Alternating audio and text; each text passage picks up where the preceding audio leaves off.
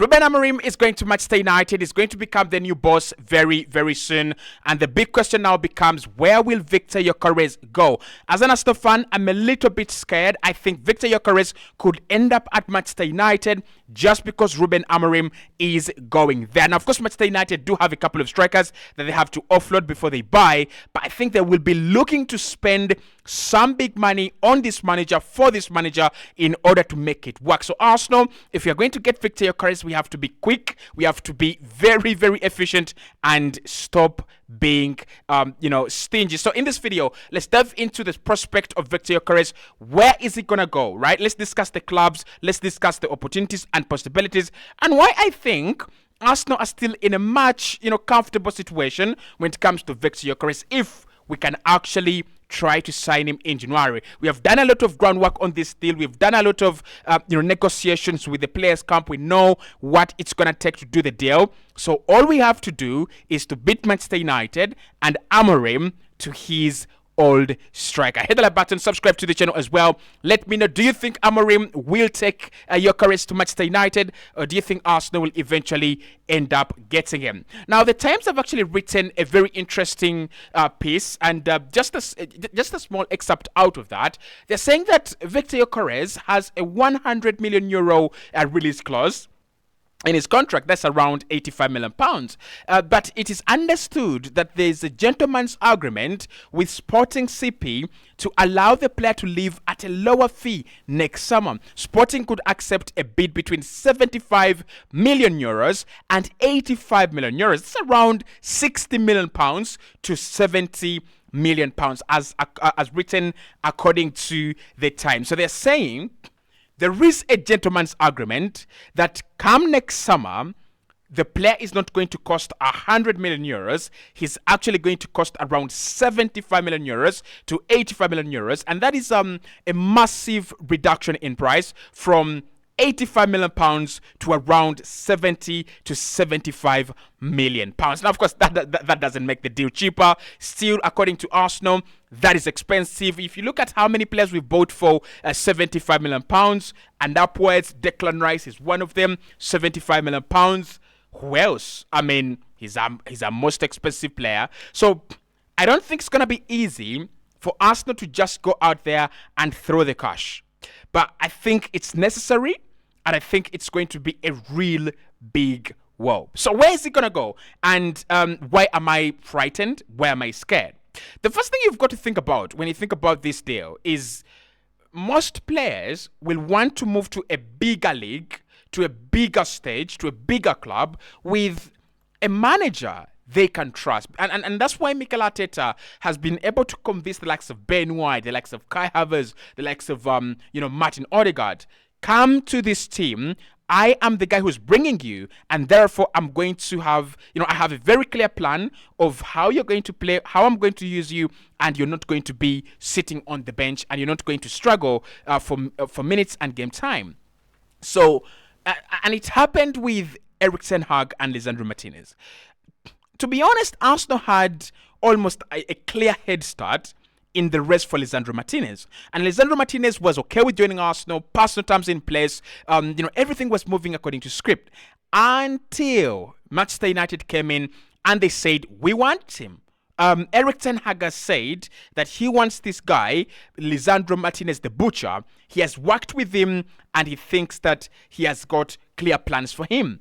That is how Arsenal miss out on Lisandro Martinez. Not because Manchester United had, a genius strategy. Not because Manchester United had a secret plan. No, they didn't. We missed out on Lisandro Martinez because the manager had his former manager had gone to Man United, and therefore the player would feel safer working under a manager he knows at a new project, a bigger project, and a bigger club.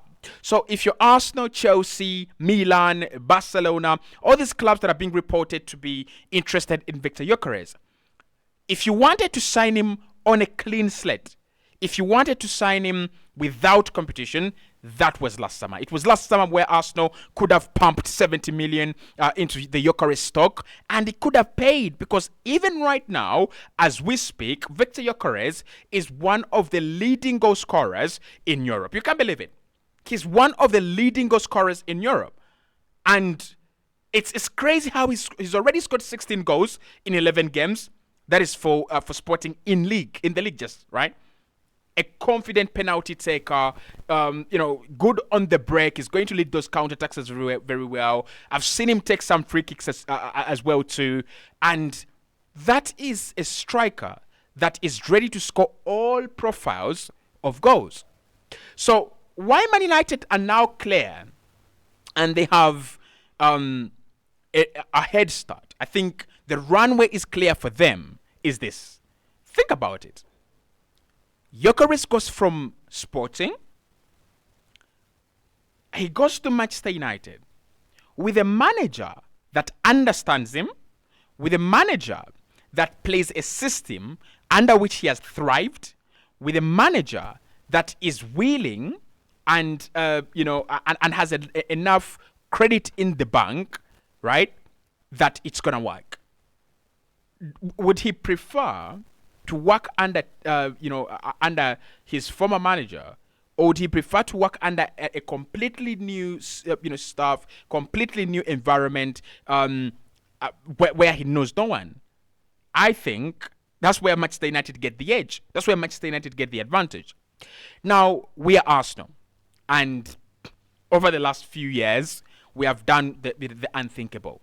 We have stolen Rice from Manchester City. We have taken Havertz off Bayern and Real Madrid's Raiders. We have taken Julian Timber off Manchester United. We have taken a couple of players off some pretty much decent clubs that you thought, Arsenal is going against Barcelona for Mikel Merino, or Atletico Madrid for Mikel Merino.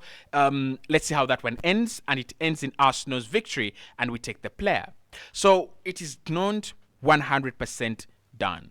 These are the things Arsenal need to do to get Victor Gyokerez, because we need him. There's no question about that. We need him, and I've already explained that for a year and a half on this channel. We need Victor Gyokerez. Like, there's no question about that. But what do we have to do to beat Manchester United? And why is this race going to be really difficult? Now, number one, I think win silverware. Winning silverware this season is going to put us in, and I don't mean the Carling Cup, I don't mean the Carabao Cup, I mean starting with the FA Cup upwards. I think Victor Gyokerez, as a 26-year-old striker, will be turning 27 next year.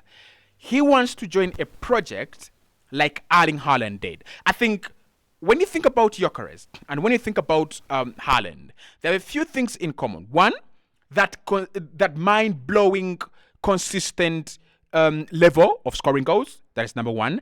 And number two, I think they are pretty much ambitious strikers. And you look at the path of these players to glory. For Gyokerez, Brighton, Coventry, Sporting, and then he's gonna go to a bigger club. Then you have Haaland, Salzburg, Dortmund, then Man City. It looks like these are players that are preparing for the top.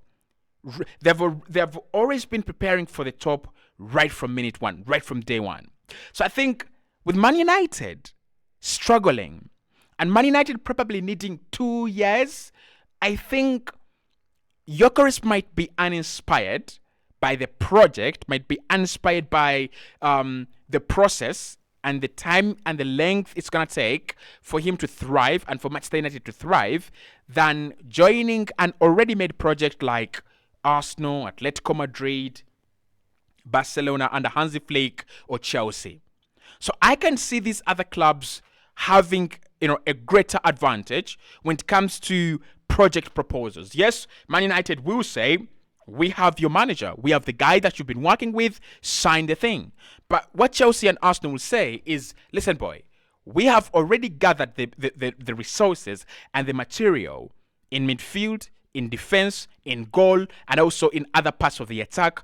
You are the missing piece. The moment you come here, you are already going to be going to glory. You're going to start, getting the stardom that you actually deserve. So for Arsenal to get Gyokerez, for Arsenal to put a much better proposal on the table than Chelsea, Man United, and Barcelona, it's going to be about silverware. We already know that Hansi Flick is going to win the La Liga in this year in Spain. It could change, but I think is pretty much clear, because you look at the bumps that Real Madrid are suffering, and you look at how smooth Barcelona make the road to look like. Looks like they're gonna win it. So if you're Arsenal, what do you really want? We have a young squad, so I think you will be attracted. A young squad that is priming. I mean, Odegaard is priming, White is priming, Timber is priming, and all these other guys, they've entered their prime. So it's a serious team. And that's why we've got that inevitability factor around us. And that's why, despite the fact that we're having a complicated season, City have not beaten us, Liverpool have not beaten us, Tottenham have not beaten us, Chelsea have not beaten us. Because we have become a serious team and we've become a serious project. So what we have to do to add the icing on the cake, just to make sure that we are that attractive, can we get some silverware? I mean, if we dare, and if we just dare get to the semi-finals of the Champions League, win the FA Cup, finish third or second in the Premier League, and maybe win the Carabao Cup, it's easy to show and to point at project and show players that this is what you're joining. This is what you're coming into. You're coming into an environment that has started, reaping the fruits of patience, of investment, and of careful tailoring of a squad. So that is number one. We have a much better project, but can we add titles to that project? And then, as we present it to players, they'll be thinking, okay, they're not bad, right? They're not bad. Second, the second way to beat Manchester United is acting quicker. If it's going to cost 85 million, why don't we start working on this deal in January? Now, I would have wanted Gyokerez in January, and he could steady our ship. He could steady our season, because chances are coming really far, far and few and far between. And also, think about it. We have one creative guy, and that's Odegaard. And we don't even fully maximize Odegaard's creative potential. I mean, if I look at Sporting CP, they do have, I think it's Pedro Goncalves, good player. But I just don't see. I think they had Conceição too. I think they had Conceição too as well. I don't see Sporting create more chances for Victor Gyokerez than Arsenal.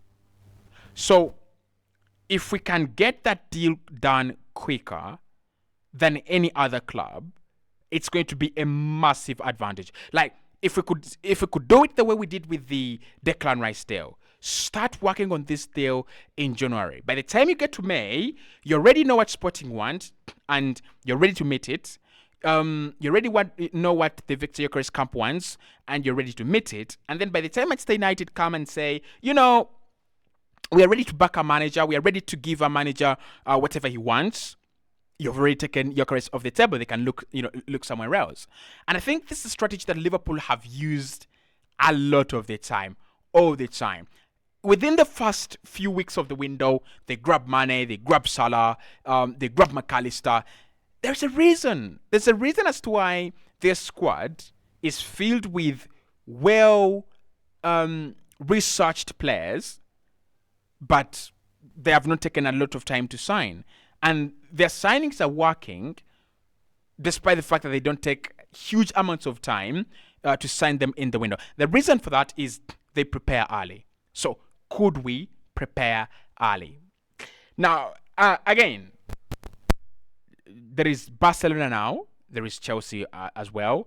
And I won't be surprised if this Mbappe thing doesn't work out. For a club like Madrid to go, just like we had Ronaldo and Benzema, we also want Gyokerez to work with Kylian Mbappe. So it's going to be tough. It's going to be filled with big players wanting Gyokerez. Lastly, he's not going to come in January, right? He won't come in January. There's no question about that. He won't come. But this price,